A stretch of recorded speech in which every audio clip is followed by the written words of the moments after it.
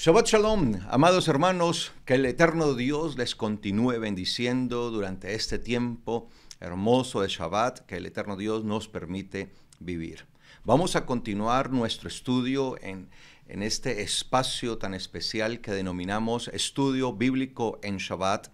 Vamos a continuar viendo la carta del apóstol Pablo a los Efesios, lo que estamos estudiando. Recuerde que lo que estamos haciendo es un estudio sistemático de comprobación con argumentos de que el apóstol Pablo sí convalidaba la Torá, la ley de Dios, sí estaba de acuerdo con ella, en ningún modo, en ninguna manera, él estaba en contra de la Torá y él creía perfectamente en la vigencia de la Torá y siempre hablaba continuamente de ella. Y precisamente eso es lo que estamos viendo a través de sus cartas. Recuerden que estamos en la carta a los Efesios, el capítulo 4, en la parte donde se nos habla que nosotros debemos llegar hasta la estatura del varón perfecto. Y eso es lo que hemos estado viendo. ¿Qué significa el varón perfecto? Porque dice que nosotros debemos llegar a esa estatura. Es una orden que se nos instruye de manera apostólica que nuestro propósito, nuestra meta, nuestro objetivo es llegar a la estatura del varón perfecto.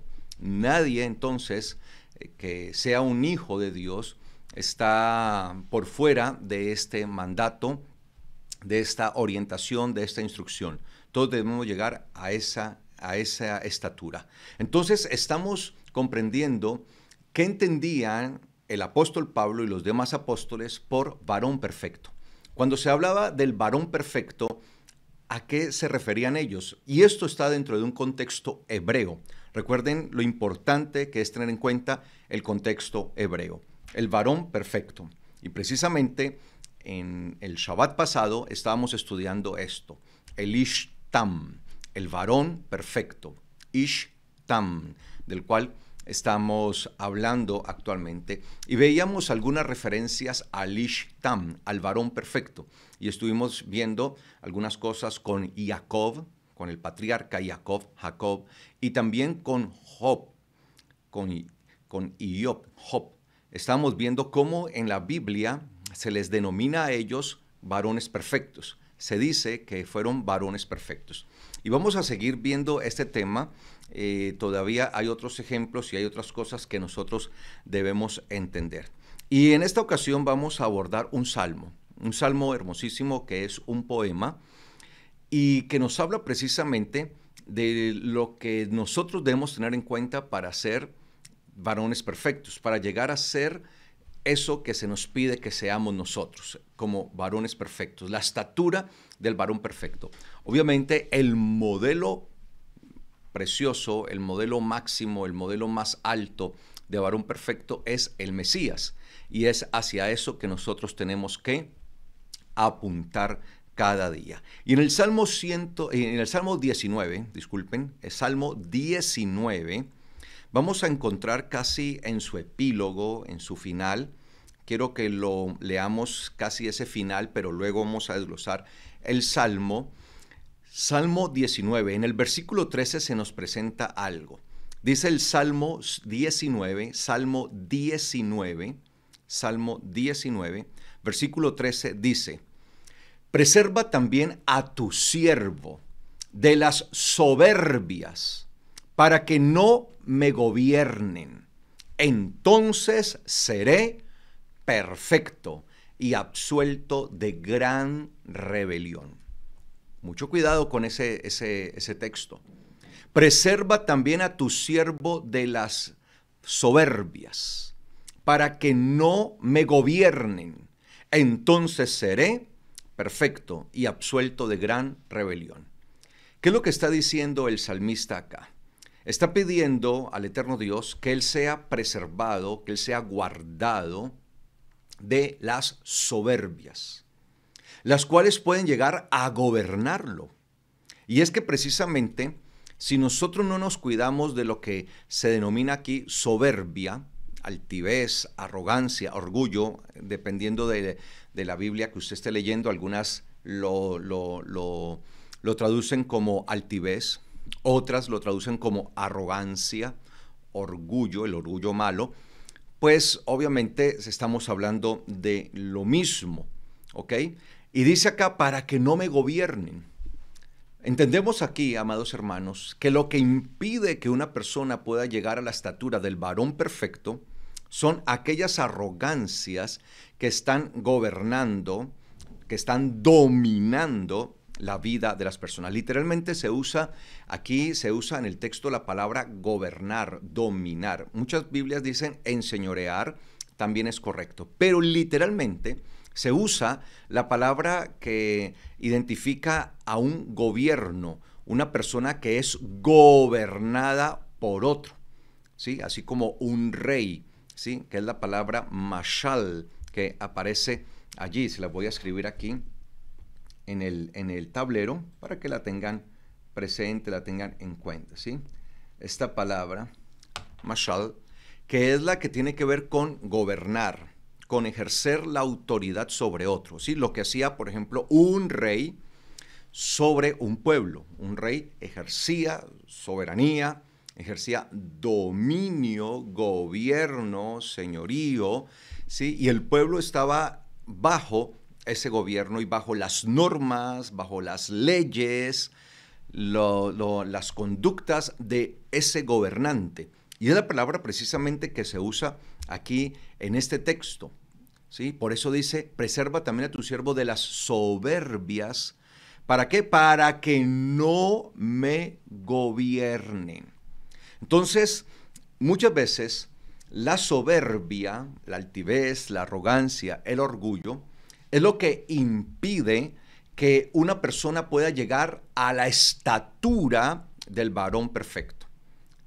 Entonces, cuando la altivez, cuando la arrogancia, cuando la soberbia es la que está dominando a una persona, la está gobernando, eso va a ser un tropiezo, va a ser un impedimento para que cualquiera pueda llegar a la estatura de la perfección, del varón perfecto, esa estatura que se espera a la que nosotros lleguemos. Así que si nosotros no estamos llegando a esa estatura, no estamos caminando para llegar hasta esa plenitud de esa estatura que se nos pide, porque se dice que nosotros debemos llegar a esa estatura, y es posible porque el eterno Dios nunca nos va a pedir que hagamos algo que Él sabe que es imposible para el hombre.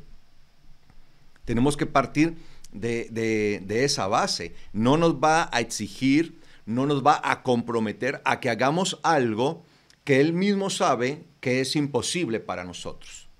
Obviamente, la perfección nosotros la vamos a alcanzar a medida que nos dejamos gobernar del eterno Dios, a medida que es Él el que por medio de su Espíritu está guiando nuestra vida y estamos permitiendo que toda la obra que Él ha establecido a través de su palabra, de su Torah, sea ejecutada en nosotros. La ley divina está siendo ejecutada en nosotros, porque alguien que gobierna sobre otro es porque su ley está siendo impuesta sobre aquella persona. Entonces se decía que un rey gobernaba a un pueblo porque ese pueblo estaba sujeto y sometido a las normas, a las leyes de ese rey, de ese reino. Así que nosotros debemos permitir que eso sea así, porque de lo contrario nunca vamos a llegar a ser perfectos. Por eso dice él, preserva también a tu siervo de las soberbias, para que no me gobiernen, para que no me dicten las leyes, la soberbia, la altivez, el orgullo, la arrogancia, no sea la que me dicte a mí las leyes por las que debo transitar. Y dice allí que si él es preservado, y dice entonces al ser liberado, al ser preservado de esas soberbias, de esa altivez, de esa arrogancia, entonces seré perfecto y absuelto de gran rebelión. Y aquí, amados hermanos, el contexto de esto en realidad es un contexto jurídico, un contexto legal. Nosotros debemos tener en cuenta que allí está ese contexto legal porque se está hablando precisamente de un tribunal. Se está hablando en el sentido de lo que significa todo un espacio legal, porque precisamente la palabra que aparece allí en, en, en el texto hebreo, disculpen, ¿sí? Es la palabra pesha, que significa rebelión. Y es aquel acto, se lo voy a colocar acá. Acá tengo mashal, acá voy a colocar la palabra pesha. No vayan a confundir esta palabra con pesaj. No tiene que ver lo uno con lo otro. Esta es pesha. La otra es Pesaj, hablando de la fiesta de Pesaj, que es muy diferente. De hecho, se escribe de manera totalmente diferente en hebreo. Pesaj es diferente a Pesha. Pesha. Entonces, no vayan a confundir eso, ¿no? Que de pronto la pronunciación puede sonar un poco parecida. ¿Listo? Entonces, esta palabra Pesha nos hace referencia a la conducta de desafío de alguien a un gobierno y directamente a sus leyes, directamente a sus normas. Es decir, se comete rebelión, se comete pesha, precisamente cuando se atenta contra las normas o leyes, o por lo menos contra una norma o una ley de un imperio. Se cometía rebelión. Por eso la rebelión en la antigüedad en los reinos era decretada por muerte. Porque al rebelarse contra la ley, alguna norma, alguna ley de un reino, ¿sí? Se estaba rebelando contra el rey. Y la rebelión, por eso, prácticamente en todos los pueblos, en todas las naciones, en todos los reinos en la antigüedad, era castigada con la muerte. Porque todo rebelde, todo el que se rebelara era porque no estaba de acuerdo en el asunto de las leyes, o por lo menos en algún asunto. Podía haber muchas leyes, podía haber cientos de leyes, pero no estaba de acuerdo con una de esas. Entonces había una rebelión, una sublevación en contra, una oposición directa a esa normativa, a esa ley. Y por eso dice él allí, seré absuelto. Y usa precisamente otra palabra de carácter legal en hebreo, que es la palabra naká. En algunas Biblias he visto, voy a subir un poco acá la pantalla, en algunas Biblias he visto que esta palabra naká la traducen como limpio, pero en realidad esta es una palabra de tipo jurídico y legal, que significa quedar absuelto, quedar libre o exento, quedar sin culpa. Es una palabra que se usa en el ámbito jurídico, en el ámbito legal, en el ámbito de un juicio. Entonces, quedaré absuelto. Claro, si yo no soy soberbio, entonces yo me voy a adaptar a las leyes del reino, si no hay soberbia en mí. Al adaptarme a las leyes del reino, eso significa que yo soy perfecto o estoy trabajando en la perfección. Al final, cuando todos nosotros estemos ante el tribunal del eterno Dios, los que han alcanzado el nivel de perfección, porque han logrado quitar de sus vidas la soberbia, la altivez, la arrogancia, el orgullo, esos van a ser declarados absueltos, ¿sí? Van a ser declarados libres, van a ser declarados inocentes, van a ser declarados sin culpa, exentos de toda culpa. Entonces, esos van a ser los justos, porque una persona justa es la que es declarada conforme a la justicia, o sea, vivió de acuerdo a la justicia, en este caso a la ley de Dios. Entonces, cuando nosotros vemos este salmo nos está recreando un ambiente judicial, en donde hay un juez, en donde hay un imputado, en donde hay quien imputa, el que señala, el fiscal, el adversario.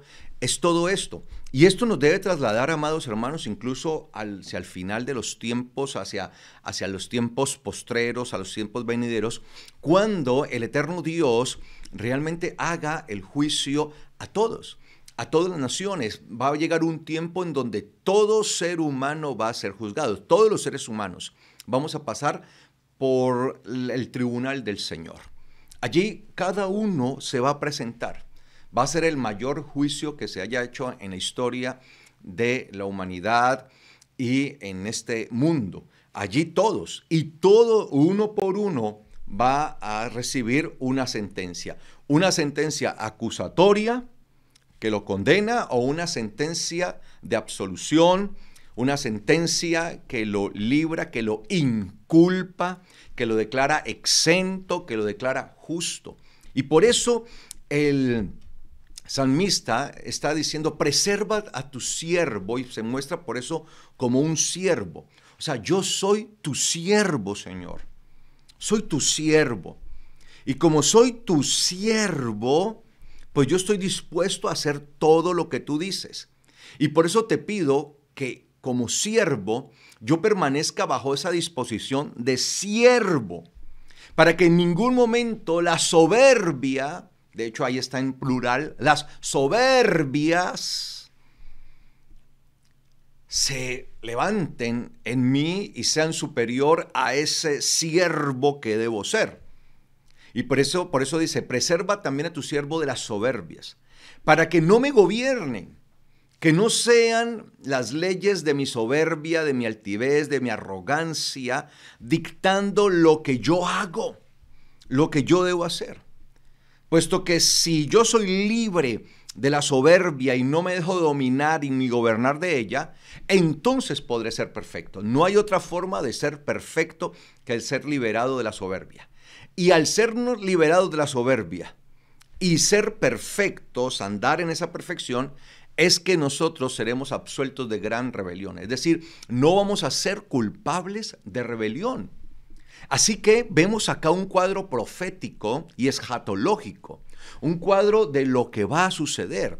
Todas aquellas personas que no quisieron vivir conforme a la normativa, a las leyes, a los decretos, conforme a la Torá del eterno Dios, van a ser declarados sujetos de gran rebelión.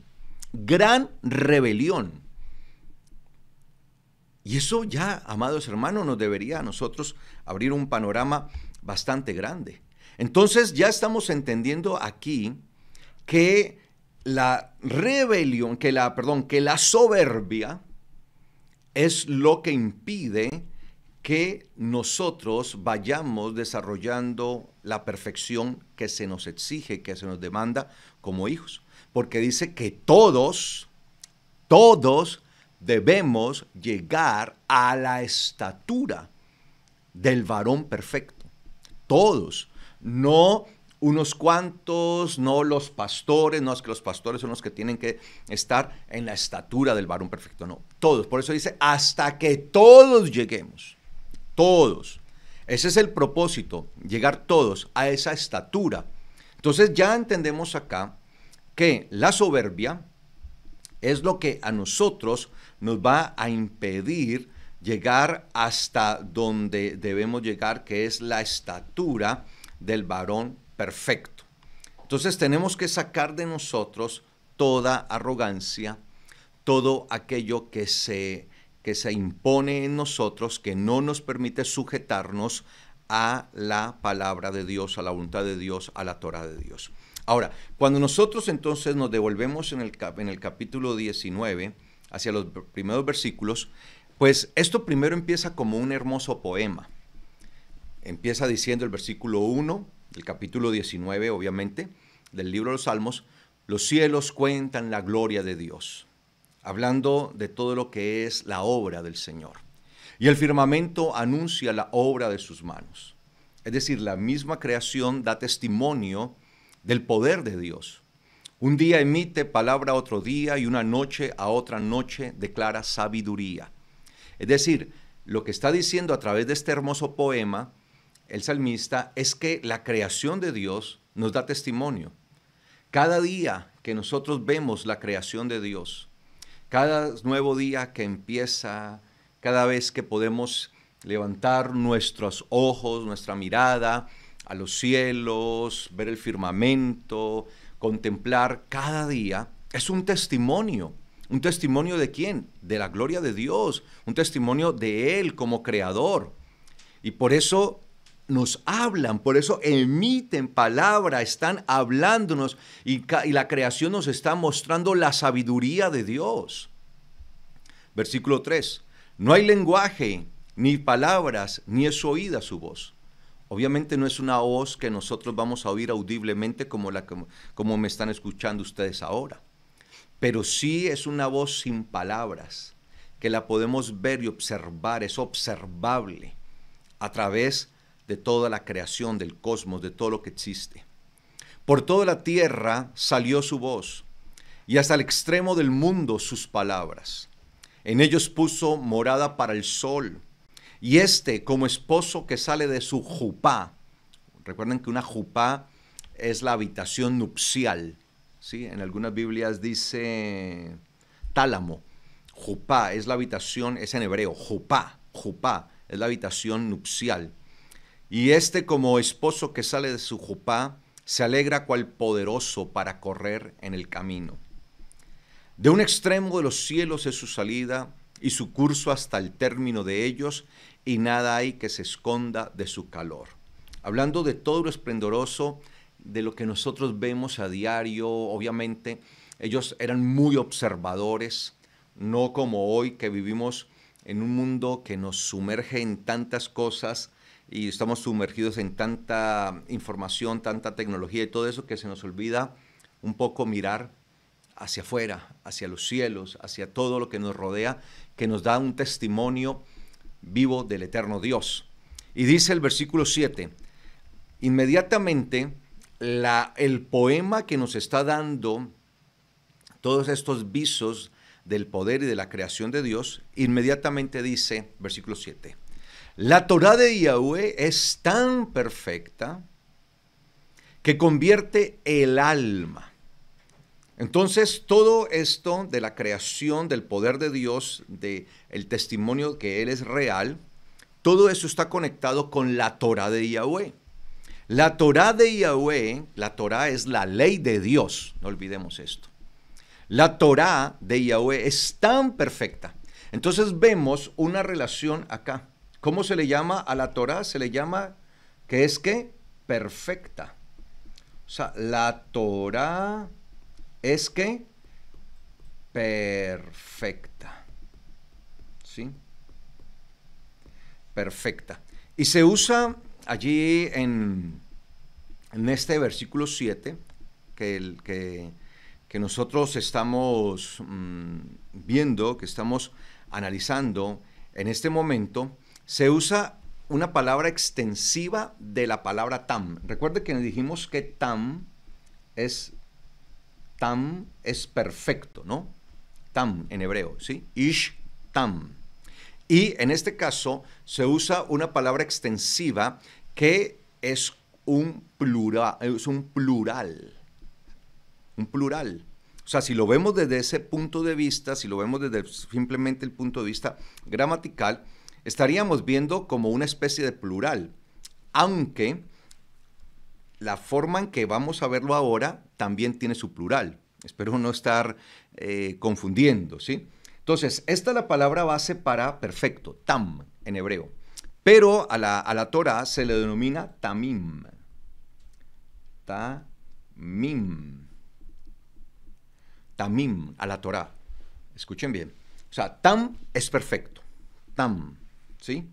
La Torah, ¿sí? Tam es perfecto. La Torah es perfecta. Tam es perfecto. Y a la Torah como tal se le denomina tamim, ¿sí? Obviamente, pues, como es una palabra de género femenino, la palabra Torah es femenina, literalmente el texto dice temimá, temimá, temimá, ¿sí? Temimá, dice el texto como tal. Pero esa palabra temimá, que es la palabra femenina para Torah, temimá, pues viene relacionada con la palabra tamim, ¿sí? Mostrando con esto que la Torah encierra todas las perfecciones. Quiero que tengan en cuenta que esta palabra tamim, que es como una forma del plural en el hebreo, también tiene su plural, aclaro esto. Sino que es que todas estas cosas uno las ve precisamente cuando uno estudia el texto en hebreo. Yo sé que algunos podrán estar diciendo, pero ¿cómo así que el plural también tiene plural? Es que este es un plural de majestad, un plural majestático. Es como Elohim. Elohim es dioses, pero a nuestro Dios se le llama Elohim porque Él es el Dios de los dioses. Entonces lo que está mostrando la Biblia es que la Torá es tan perfecta, por eso es que, si ustedes observan, traduzco de esa manera, la Torá de Dios es tan perfecta, la mayoría de Biblias no traduce de esa manera. Si ustedes ven en Reina Valera, permítanme un momento,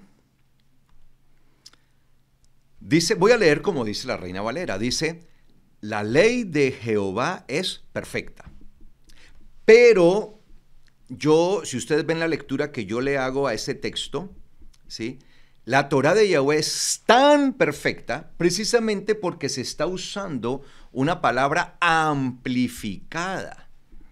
Tam es perfecto y se está usando la base de la palabra amplificada, tamim. Es decir, que la Torá es perfecciones. Tiene todas las perfecciones. Así lo está mostrando. Entonces, la Torá es perfecta, es muy perfecta, es tan perfecta, contiene las perfecciones. Entonces, si nosotros estamos llamados a ser perfectos, ¿de dónde se supone que vamos a tomar entonces nuestras perfecciones? ¿De dónde vamos a tomar nosotros para caminar en perfección, para caminar conforme al llamado y la instrucción que se nos hace de ser perfectos para nuestro Dios? De hecho, el mismo Mesías, en algún momento, él lo dice, y eso lo vamos a ver luego, sino que no quiero entrar en este momento pero lo voy a mencionar cuando él dice, sean perfectos como su Padre que está en los cielos es perfecto. O sea, es una demanda que a nosotros se nos hace. El mismo Mesías, Yeshua, nuestro Mesías, lo dijo. Sean perfectos como su Padre que está en los cielos es perfecto. Entonces, ¿de dónde nosotros vamos a obtener la información y el conocimiento para alcanzar la perfección que se nos demanda? Si el Mesías nos dice que nosotros debemos ser perfectos, como lo es nuestro Padre que está en los cielos, bueno, ¿cómo nosotros vamos a lograr serlo? Pues obviamente primero tenemos su espíritu. Esa es la base de la perfección, porque el espíritu siempre nos va a guiar a toda esa perfección y nos va a guiar a toda verdad. Entonces, por eso el Espíritu de Dios nos guía a toda verdad. ¿Y cuál es esa verdad? Pues el Mesías en sí, Él es la verdad, pero nosotros encontramos esa verdad también en su Torá. Por eso en el mismo libro de los Salmos, el capítulo 119 nos habla de eso. Y dice, tu justicia es su justicia eterna y tu Torá es la verdad. Tu Torá es la verdad. Entonces mire cómo este versículo 7 nos dice, la Torá de Yahweh es tan perfecta, porque contiene las perfecciones, que convierte el alma. ¡Wow! Esto ya, hermanos, amados hermanos, nos está diciendo mucho. Porque ¿en qué momento entonces dejó la Torá de ser tan efectiva que tiene el poder de convertir el alma? ¿Y a qué se nos invita a nosotros? A la conversión. De hecho, precisamente de eso se trata el Evangelio. Un llamado de regresar, un llamado de arrepentimiento. Y es que lo que nos está diciendo allí cuando se habla que convierte el alma, esa palabra convertir, pues tiene que ver con la base de teshuvá, que es el arrepentimiento, que es el regresar. Teshuvá, regresar, teshuvá, devolverse, volver, el arrepentimiento, me vuelvo hacia el Señor, hacia el Eterno. Entonces, nos están indicando que la Torá de Yahweh es tan perfecta que convierte el alma. Tiene la capacidad de hacer que el alma regrese. El alma, mire, ¿dónde trabaja? En el alma. ¿Por qué creen ustedes que Satanás ha estado tan interesado en colocar la mentira, el engaño en los corazones de las personas, y no solamente de personas, sino de creyentes, de predicadores, de pastores, ministros, apóstoles, evangelistas, maestros, todo profetas, decir que la Torá no está vigente, que la Torá está caduca. Mire cuántos pastores, cuántos maestros que se supone que son maestros de la palabra de Dios repiten lo mismo. No está vigente, está caduca, está abolida, no hay que hacerlo, no es para nosotros, no es para la iglesia, no es para los gentiles, solo es para los judíos, no aplica a nosotros. ¿Por qué? Porque la Torá, si logramos, o sea, si el enemigo logra sacar de nuestros corazones el valor de la Torá, pues ese es un impedimento de conversión. Porque la Torá es tan perfecta, es tamim, ¿sí? Tiene tantas perfecciones que logra convertir, logra hacer que esa alma sea atraída, que esa alma regrese, que esa alma vuelva al eterno Dios, al Padre. Mire el poder de la Torá, porque es que la Torá fue declarada por el eterno Dios, fue dada, es la palabra del Eterno. Y dice que la Torá es ¿qué? Es el testimonio fiel de Yahweh. ¡Wow! ¿Qué es la Torá? El testimonio fiel de Yahweh. La Torá de Yahweh es tan perfecta que convierte el alma. Es el testimonio fiel de Yahweh. O sea, la Torá es la que va a dar el testimonio fidedigno, fiel, verdadero, certero de nuestro Dios. Por eso la Torá siempre apunta ¿a quién? Al Mesías. Por eso la Torá tiene como propósito el Mesías. Por eso es fiel, porque siempre apuntará al Mesías, a Yeshua. La Torá nunca apuntará hacia otro lugar. Siempre, si nosotros abrimos nuestro corazón genuina y verdaderamente a la Torá, siempre nos va a llevar y nos va a apuntar hacia el Mesías. No apunta hacia otro objetivo. El objetivo de la Torá es el Mesías.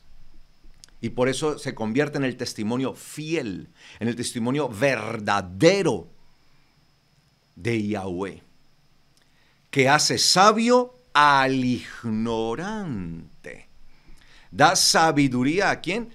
Al ignorante, al que no tiene el conocimiento, al que no tiene esa capacidad del conocimiento. A ese le da la posibilidad de ser sabio, porque a medida que nosotros estudiamos la Torá, nos vamos llenando de sabiduría, sabiduría, sabiduría. Mientras más estudiamos la Torá, más sabiduría se nos va a nosotros entregando, se nos va dando. Entonces, no vamos a estar bajo ignorancia, porque es por la ignorancia que nosotros continuamente pecamos. Es por la ignorancia que estamos fallando. La mayoría de la gente, al ignorar la Torá, al no tener el conocimiento de ella, pues peca, peca y peca. Sigue diciendo el versículo 8. Los preceptos de Yahweh son rectos, que alegran el corazón. Entonces, ¿cómo son los preceptos de Yahweh? Rectos.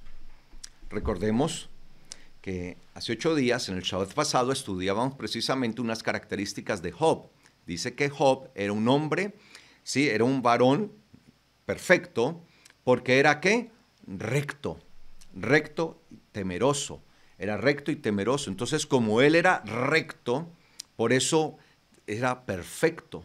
Entonces, los preceptos de Yahweh son rectos. ¿Qué es lo que nosotros nos permite mantener una conducta recta? Los preceptos que están dados en la palabra, en la Torá de Yahweh, que alegran el corazón.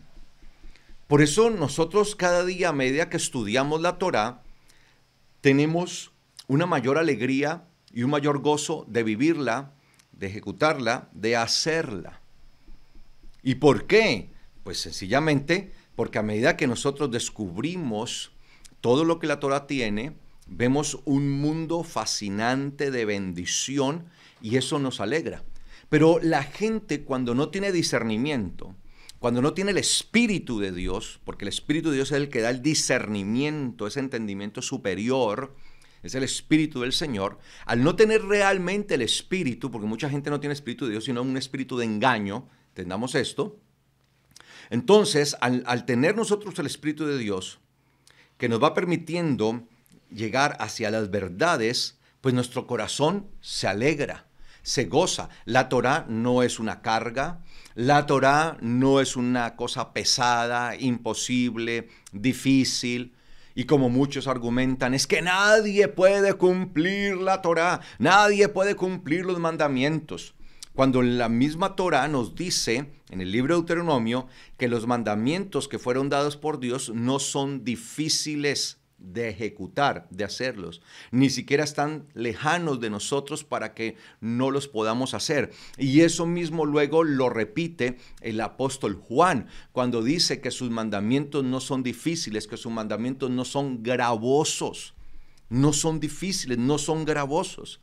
Entonces, no vienen a ser un agravio para nosotros, no se constituyen en una carga, sino que se constituyen en alegría, en gozo en nuestro corazón. Porque en donde va grabando el Espíritu de Dios, donde va escribiendo los mandamientos de la Torá, los preceptos de la Torá, en nuestro corazón. Y a medida que el Espíritu de Dios ejecuta y escribe, graba en nuestro corazón los mandamientos, pues mayor alegría y gozo con ellos. Y nos gozamos en poder vivir conforme a los mandamientos y nos alegramos y nos deleitamos en ellos. Y por eso sigue diciendo allí el salmista, el mandamiento de Yahweh es tan claro que ilumina los ojos. ¿Qué trae el mandamiento de nuestro Dios? Da luz, da iluminación. ¿A quién? A nuestros ojos. En un mundo de tanta tiniebla, de tanta oscuridad, los mandamientos de la Torá nos entregan la luz, nos iluminan a los ojos. Cuando hablamos de iluminar los ojos es literalmente poner una lámpara adelante. Y siempre cuando nosotros estamos en un lugar oscuro, pues encendemos una luz, una linterna, lo que tengamos a la mano y lo colocamos delante de nosotros, que va iluminando nuestros ojos para poder ver exactamente hacia dónde debemos guiarnos, hacia dónde debemos ir.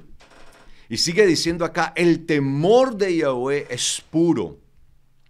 Y eso es algo que vuelve otra vez a tocar con lo que habíamos visto la clase pasada con Job, que era un hombre que era un hombre recto, pero también era un hombre temeroso de Dios. El temor de Yahweh es puro y nosotros debemos tener temor. El temor de Yahweh es puro, que permanece para siempre. Los decretos de Yahweh son verdad, todos ellos justos. Los decretos de Yahweh son ¿qué? Verdad, todos ellos son justos, justos. Así debemos entenderlo. Y justo, amados, acá significa que el hombre lo puede ejecutar, porque el Señor no va a dar, porque no tendría sentido que el eterno Dios nos proponga una serie de mandamientos que Él mismo sabe que nosotros no podemos cumplir. Eso no tendría ningún sentido. ¿Qué clase de Dios es el que nosotros nos imaginamos entonces? Que le exige al ser humano que cumpla unos mandamientos que él sabe que no puede cumplir para luego decir, sí, yo sabía que no los podían cumplir, por eso no los tienen que cumplir. Eso es absurdo, es que eso suena incoherente. Y bajo ese absurdo es que viven muchos. Y dice acá, más preciosos que el oro.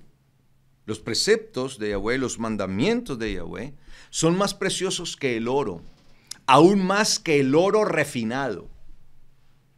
Son más preciosos que el oro y aún más que el oro refinado. O sea, no hay nada en este mundo que se compare a los mandamientos. Y más dulces que la miel, y aún que la que destila del panal, más dulces que la miel y aunque la que destila esa miel, yo no sé si alguna vez usted ha tenido la oportunidad de probar miel directamente de esa que sale del panal. allí, fresquecita, allí directamente del panal. Y dice acá, versículo 11, tu siervo es además amonestado con ellos. Claro, lo que no le gusta a la gente es que los mandamientos, los preceptos de Dios que están en su Torá, siempre nos van a amonestar. A nadie le gusta que le estén llamando la atención, a la gente no le gusta que le estén amonestando, que le estén corrigiendo, y más cuando se trata de su vida, de su comportamiento, de su forma de actuar, de obrar. Entonces a la gente eso le molesta. A la gente no le gusta que se le esté llamando la atención, se le esté corrigiendo, se le esté diciendo, oiga, esto no es así, esto es así. Porque la gente al fin y al cabo quiere hacer conforme a lo que a ellos les gusta y lo que a ellos les place y como ellos deseen. Y eso es la arrogancia, esa es la altivez que lleva a la persona a hacer lo que quiere y no la voluntad de Dios. Entonces, el problema que muchos tienen en realidad con los mandamientos no es que sean difíciles e imposibles de hacerlos, no es que estén caducos, no es que ya no estén vigentes, sino que el problema real es una situación personal. No quiero que eso me esté corrigiendo, que me esté diciendo que soy un adúltero, que me esté diciendo que soy un mentiroso, que me esté diciendo que soy un ladrón, que me esté diciendo que soy un fornicario, que soy un agorero, que soy un hechicero. No me gusta que me digan que es el Shabbat el día que debo celebrar, sino que quiero que es el domingo. No me gusta que me digan que soy un idólatra. No me gusta que me esté corrigiendo. Quiero hacer lo que a mí me place. Y los mandamientos siempre van a estar corrigiendo, amonestando. Pero ¿a quién amonesta el mandamiento? Al que es siervo verdaderamente de Dios, al que está sometido a la voluntad de Dios, porque los mandamientos no van a corregir a aquel que no se somete, no se sujeta a la voluntad de Dios. ¿Qué es un siervo? Aquel que está sometido a la voluntad total de Dios. Ese es un siervo. Un siervo es el que está sometido completamente a la voluntad de Él. Entonces, continuamente los preceptos, los mandamientos de Dios nos van a estar amonestando, nos van a estar corrigiendo. Y eso, a la verdad, humanamente, le molesta a las personas. Pero cuando nosotros tenemos el Espíritu de Dios y está actuando en nuestra vida y coloca en nuestro corazón los mandamientos, en vez de sentirnos mal porque nos corrigen, en vez de sentirnos mal porque nos regaña, los mandamientos nos regañan, nos llaman la atención, pues debemos sentir gozo. Gozo. Es como un hijo. Un hijo debe entender siempre, por lo menos si tiene buenos padres, obviamente parto de la base de unos padres que quieren lo mejor para su hijo. Un hijo debe entender, y lo va a entender algún día, que todos los regaños y todas las amonestaciones y los llamados de atención que sus padres le hacían era para su bien. De niños nos regañaban y no nos gustaban, y nos amonestaban, y nos corregían, y aún nos disciplinaban. Y en su momento para nosotros eso no era tan bueno. Pero cuando fuimos creciendo, fuimos entendiendo, maduramos, porque la perfección es madurar, la perfección es lograr un entendimiento mayor, eso es la perfección en Dios. La perfección tiene que ver con el desarrollo de nuestro carácter en Dios, esa madurez que se va dando. Entonces, a medida que íbamos creciendo y íbamos madurando, pues entendíamos que nuestros padres lo que hacían era por nuestro bien. Y de hecho, cuando ya llegamos a la adultez, agradecemos que nuestros padres nos hayan corregido. Agradecemos que se hayan tomado la molestia de hacer lo que debían hacer en el momento justo, de amonestarnos, de llamarnos la atención, de hacer la corrección y la disciplina en el momento que había que hacerlo. Y yo le doy gracias al Señor porque conmigo lo hicieron. Y le doy gracias a Dios porque fue así, porque me amonestaban, me corregían y me disciplinaban. Y eso, de alguna manera, eso lo forma a uno como un verdadero hombre, delante del Señor.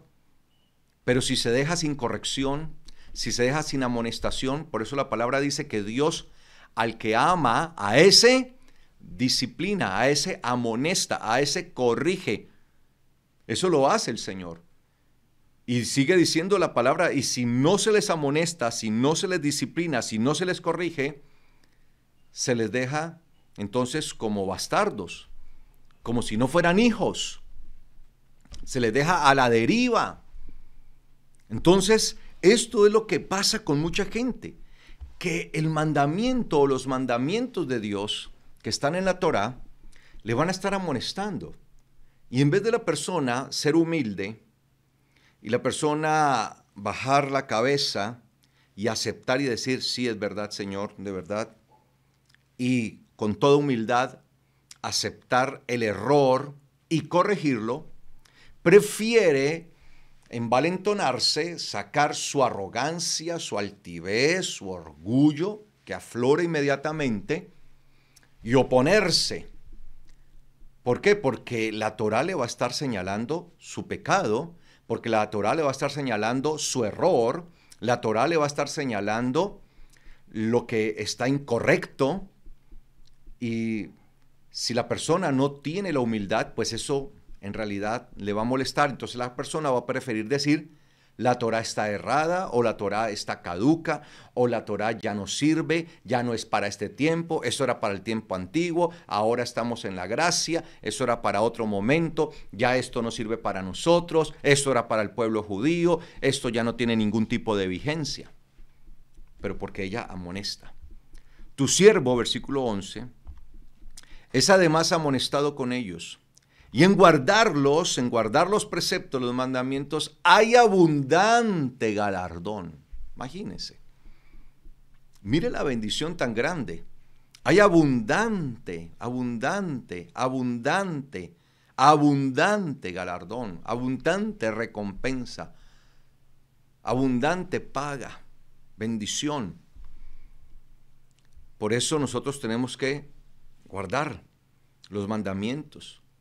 Y esta palabra que está allí en guardar no solamente se está dando en el sentido de obedecerlos, sino que también se nos está mandando a que seamos custodios. Porque es la palabra shamar que aparece allí, shamar, se la voy a poner aquí. Perdón. La palabra shamar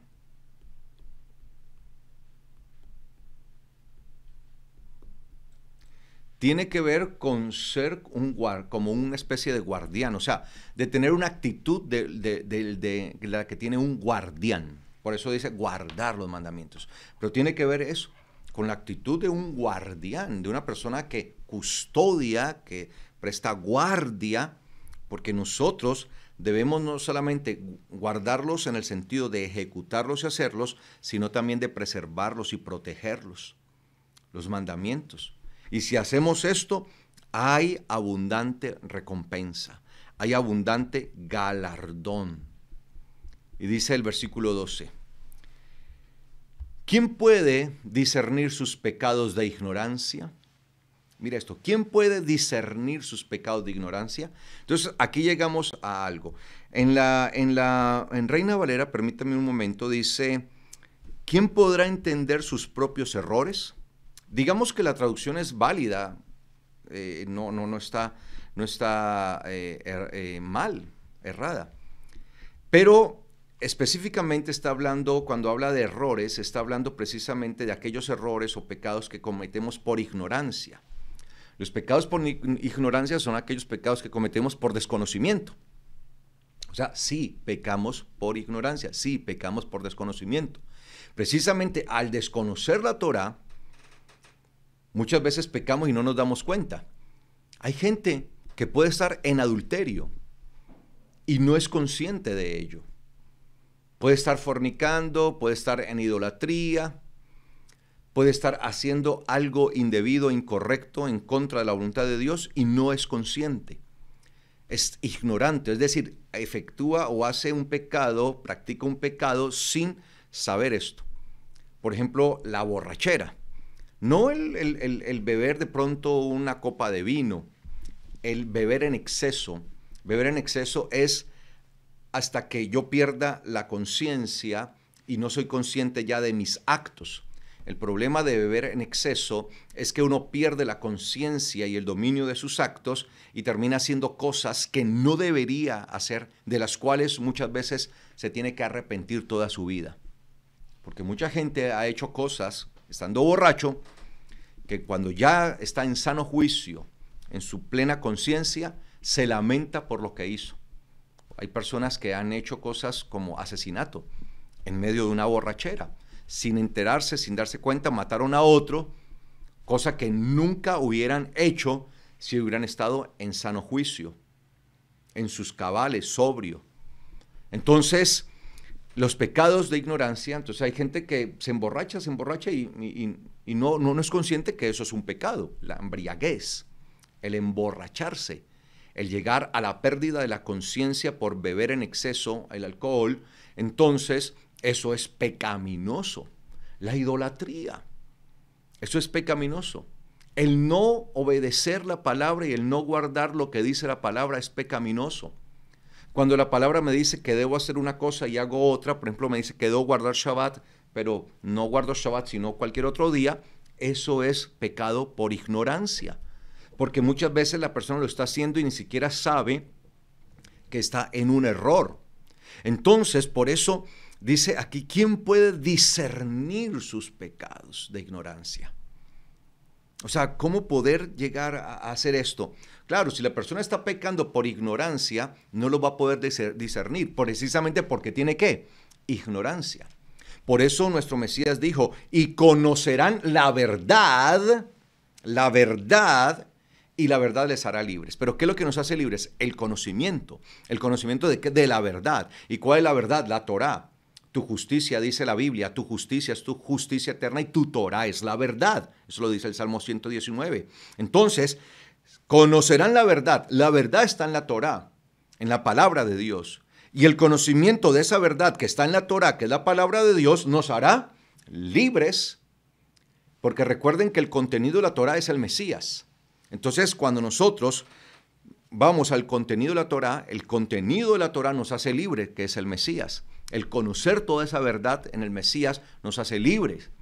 Entonces, ¿cómo podrá la persona discernir? Porque se usa esa palabra allí, discernir. El discernimiento es el entendimiento de las cosas de manera correcta. Eso es el discernimiento. Es decir, el discernimiento nos permite a nosotros a lo malo llamarlo malo y a lo bueno llamarlo bueno. Por eso vivimos en un mundo que frecuentemente está llamando a lo malo bueno y a lo bueno malo. Porque no tienen la capacidad de discernir, porque no tienen un acercamiento a la verdad, porque más bien han preferido rechazar la verdad antes que aceptarla. ¿Por qué? Por el orgullo, por la arrogancia, por la altivez. Entonces, ¿quién puede discernir sus pecados de ignorancia? Entonces, pecan por ignorancia, es decir, por desconocimiento, pero el hecho que pequen por desconocimiento no los exime del pecado, de la responsabilidad. El hecho que una persona desconozca las leyes de su país no le exime de su responsabilidad ante los jueces si quebranta una de esas normas. Alguien mató a otra persona y puede ir ante un juzgado y decir, yo no sabía que matar estaba mal en este país. El juez le va a decir, aquí está condenado. El que le quita la vida a otra persona está condenado por 40 años de cárcel, 50 o cadena perpetua. Y la persona podrá alegar todas las veces, pero yo no lo sabía, yo no sabía que hacer eso estaba mal, yo no sabía. Y el juez no va a aceptar su ignorancia, su desconocimiento del tema, como un argumento para dejarlo libre y no imputarle la sentencia que se le debe imputar. Lo mismo el eterno Dios. ¿Por qué nosotros queremos que con el eterno Dios sea diferente? Entonces, por eso Él dice, ¿quién puede discernir sus pecados de ignorancia? Líbrame de los que me son ocultos. Líbrame de los que me son ocultos. Y mucha gente está pecando sin entender que está pecando. sin entenderlo. Por eso, mucha gente, a medida que se acerca a la Torá, empiezan a hacer un cambio radical en sus vidas, empiezan a entender que cosas que hacían no eran las correctas, que lo hacían con mucho amor, que lo hacían con mucha pasión, pero que no eran correctas. Y empiezan entonces a corregir. Pero cuando llegan al conocimiento de la Torá, por eso cuando nosotros llegamos al conocimiento de la Torá, muchas de las cosas que hacíamos como creyentes, ya no las hacemos y empezamos a cambiarlas. Ay, ¿cómo así? Yo no sabía que esto era pecaminoso, era un error. ¿Cómo así? Yo no sabía que había que guardar Shabbat, porque eso me lo muestra la realidad de la palabra, y yo guardaba el domingo. Bueno, eso me estaba oculto. Era un pecado de ignorancia y hasta ese momento lo tenía oculto. Otras personas dicen, yo no sabía que levantar un altar y tener unas imágenes allí y rezarles, pues eso era un error, era un pecado, era pecaminoso, no sabía eso, lo estaba haciendo por ignorancia. Y mucha gente lo hace con fervor, y mucha gente lo hace de verdad con un corazón real, con un corazón genuino. Y lo están haciendo, y ustedes los ven a las personas haciéndolo de verdad con un fervor muy grande. Pero tienen un desconocimiento, lo están haciendo porque es un error de ignorancia, por desconocimiento. Yo no sabía que había ciertos animales que yo consideraba alimento, pero que la Biblia no los considera como alimentos, sino solamente como animales, y a veces por animales les llama precisamente animales no aptos o impuros, no aptos, es decir, no aptos como alimento porque no son alimento. Los animales que son alimentos solamente son los que Dios mismo ha designado y señaló como alimento. Fuera de esos animales no podemos tomar otros animales porque no son ni siquiera alimentos. O sea, no todo lo que se mueve es comestible. Entonces, no sabía eso y yo me comía de todo lo que se moviera, venga para acá. Y yo comía de todo y no me interesaba ver si era así. Ahora estoy entendiendo. Tenía una ignorancia al respecto, tenía un desconocimiento. Entonces por eso él dice, líbrame de los que me son ocultos. Y pues la mejor forma de ser libres de nosotros, de aquellos pecados que podemos tener ocultos y que los hacemos precisamente por ignorancia, pues es yendo a la fuente de la verdad, de la perfección, de las perfecciones, que es la Torá. Recuerden eso, las perfecciones, la Torá. Por eso volvemos allí al versículo 13 con el cual empezamos este día. Preserva también a tu siervo de las soberbias. O sea que son todos esos orgullos, todas esas altiveces, todas aquellas arrogancias, prepotencias que hay en nosotros,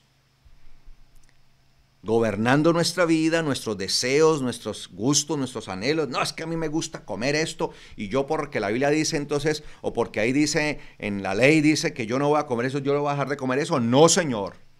No, es que para mí el día es el domingo y porque ahí en la ley dice que es el Shabbat, entonces yo voy a dejar de guardar el domingo. No, Señor. Eso es arrogancia. Eso es soberbia. Entonces, hasta que nosotros no seamos libres de toda esa arrogancia que hay en nosotros, arrogancia que nos está gobernando y nos gobierna a tal punto que hacemos lo que nos dicta nuestra arrogancia, yendo en contra de lo que está establecido en la Torá, no podremos ser perfectos.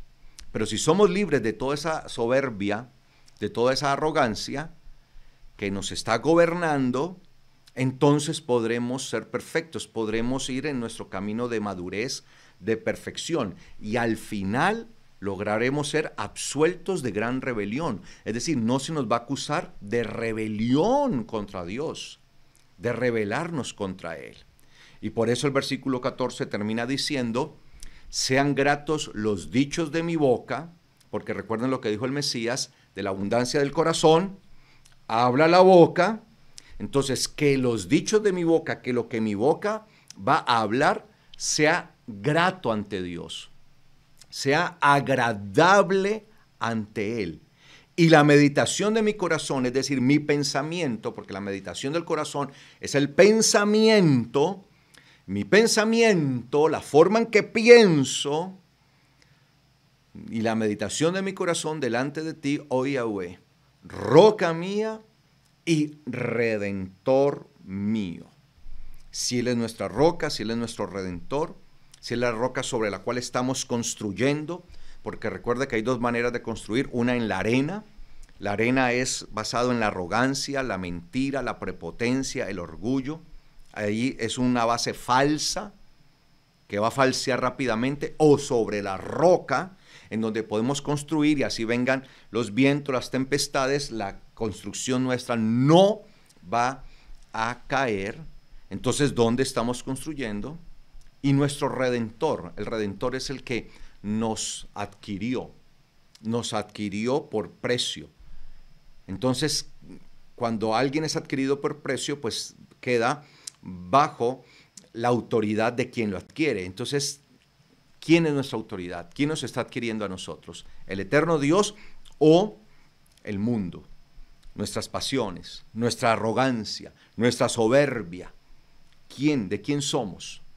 Entonces, amados hermanos, hoy hemos podido ver cómo la soberbia, el orgullo, la arrogancia, es una oposición, es un lastre, es un adversario de nuestra perfección. Entonces, estamos llamados a ser como el varón perfecto, estamos llamados a todos a llegar al varón perfecto, pero hay enemigos que nos impiden llegar a ser ese varón perfecto, llegar a esa perfección.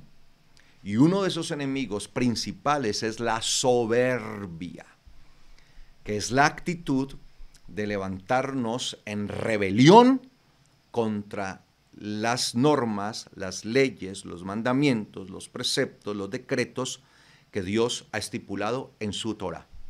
Entonces vemos cómo el enemigo, uno de los principales enemigos de nuestra perfección, es la soberbia, es la arrogancia, es el orgullo, es la prepotencia, esa altivez que no nos permite sujetarnos a la Torah de Dios, que es muy perfecta.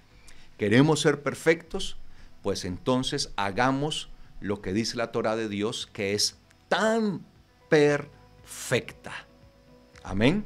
Bueno, amados hermanos, vamos a dejar hasta aquí y si el Eterno Dios lo permite, el próximo Shabbat continuamos estudiando este tema porque todavía hay tela por cortar.